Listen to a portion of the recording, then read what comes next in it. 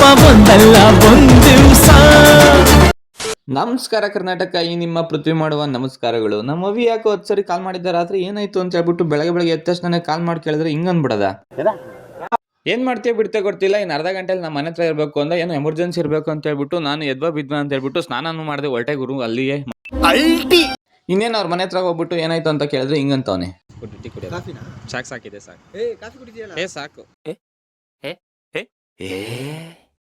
ಏನಾಯ್ತು ಹೇಳ ಅಂತಂದ್ರೆ ಮೊದಲು ನೀನು ಗಂಜಿ ಕುಡಿ ಆಮೇಲೆ ಹೇಳ್ತೀನಿ ಅಂತ. ಗಂಜಿ ಕುಡಿತಾ ಹೇಳ್ತಾನೆ ಇವತ್ತು ಒಂದು ರೊಟ್ಟಿ ಕೆಲಸ ಐತೆ ಅಂತ.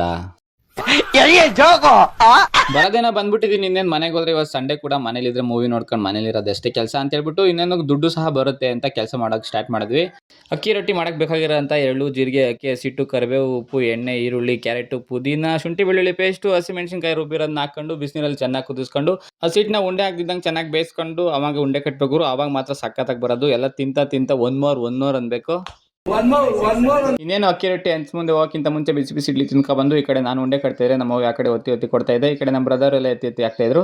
ಇರೋದು 2 ದಿವಸ ಇರೋವರೆಗೂ ನೆಮ್ಮದಿಯಾಗಿರ್ಬೇಕು ಅಂತ ಹೇಳ್ಬಿಟ್ಟು ನಾನು ನಮ್ಮ ಒಂದು ಸಾಂಗ್ ಹಾಡಿದ್ವಿ, ಕೇಳಿ. ಅವನೇನು ಇವನೇನು ಅದು ತುಪ್ಪ ಒಂದಲ್ಲ ಒಂದು ದಿವಸ, ಇಲ್ಲೇನು ಇಲ್ಲಯ್ಯ ಸ್ವಂತ ಅಂತ ಕೇಳಯ್ಯ ನರಮನ್ಸ. ನೆಮ್ಮದಿಯಾಗಿರ್ಬೇಕು. ಬಟ್ರ್ ಕ್ಯಾಸ್ಗೆ ಹೋಗಿದ್ದೀವಿ ಅಂತಂದ್ರೆ ಹೆಣ್ಣು ಗಂಡು ಊಟ ಆದ್ಮೇಲೆ ಹುಡುಗರೆಲ್ಲ ಊಟ ಮಾಡೋಕ್ಕಾಗೋದು. ಸೊ ಅದಕ್ಕೆ ಆಪೋಸಿಟ್ ಆಗಿ ಅವ್ರು ಊಟ ಮಾಡ್ತಿದ್ರು, ಈ ಕಡೆ ನಾವು ಊಟ ಮಾಡ್ತಿದ್ವಿ. ಊಟ ಮಾಡ್ತಾ ನಮ್ಮ ಅವಿ ಏನೋ ಒಂದು ಮಾತು ಹೇಳ್ದ, ಕೇಳಿಸ್ಕೊಳ್ರಿ ಏನು ಹೇಳ್ದ ಅಂದ್ಬಿಟ್ಟು. ತಿಂತೀಯ ಬೇಡ